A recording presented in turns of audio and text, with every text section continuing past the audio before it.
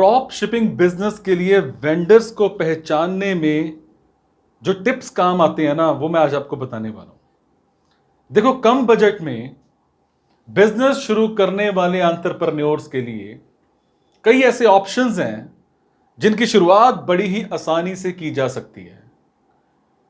कम लागत में शुरू किया जाने वाला ड्रॉप शिपिंग बिजनेस भी एक ऐसा बिजनेस है जिसे कम बजट और बेहतरीन स्ट्रेटजीज के थ्रू चलाया जाए तो आपके स्टार्टअप बिजनेस की सफलता निश्चित है।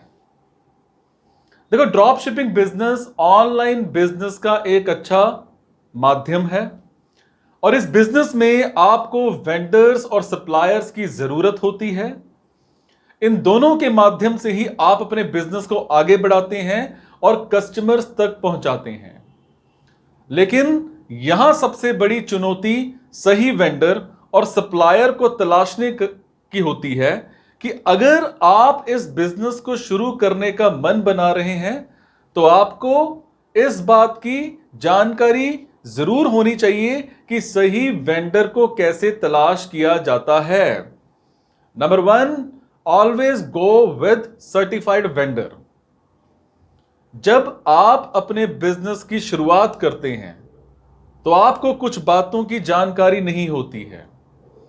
बाजार की कुछ बातों की कच्ची समझ ही आपके बिजनेस को हानि पहुंचा देती है और इसीलिए ही आपको शुरुआत से ही सावधान रहने की जरूरत होती है।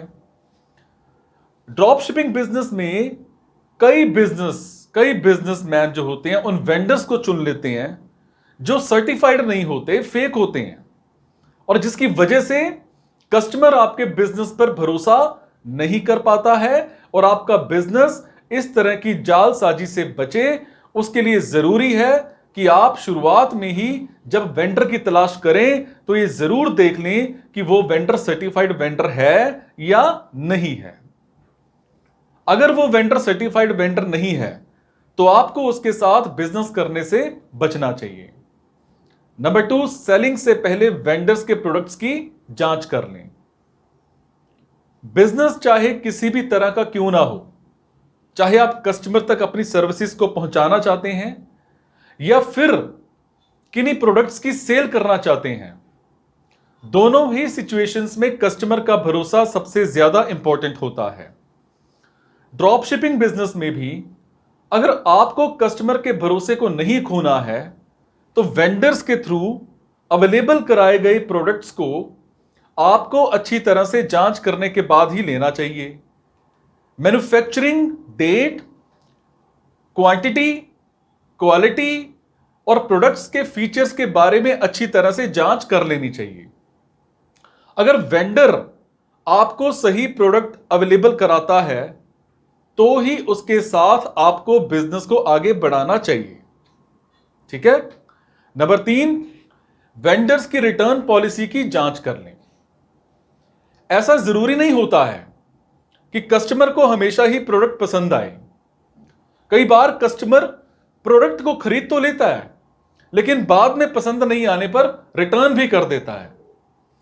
कस्टमर के लिए रिटर्न पॉलिसी बेहद अच्छा ऑप्शन होती है, लेकिन यही रिटर्न पॉलिसी क्या आपके पास भी होगी?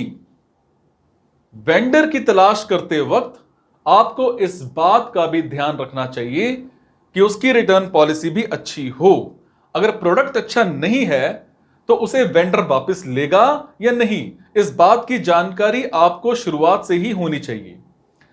अगर रिटर्न पॉलिसी अच्छी नहीं होगी तो आप कस्टमर को भी रिटर्न पॉलिसी नहीं दे पाएंगे, जिसकी वजह से आपके बिजनेस की वैल्यू पर भी इसका असर होगा।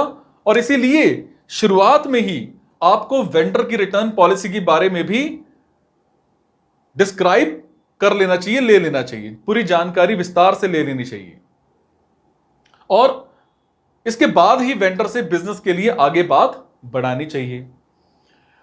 देखो, आपका स्टार्टअप बिजनेस प्लान तभी सफल होता है जब आप उसमें अच्छी स्ट्रेटेजीज को लागू करते हैं और ड्रॉप शिपिंग बिजनेस में वेंडर की खास भूमिका होती है। इसीलिए ही आप जब भी वेंडर की तलाश करते हैं तो इन टिप्स का सहारा लिया जा सकता है। इन बातों को ध्यान में रखकर जब आप वेंडर की तलाश करेंगे तो आपको सही वेंडर ढूंढने में आसानी होगी।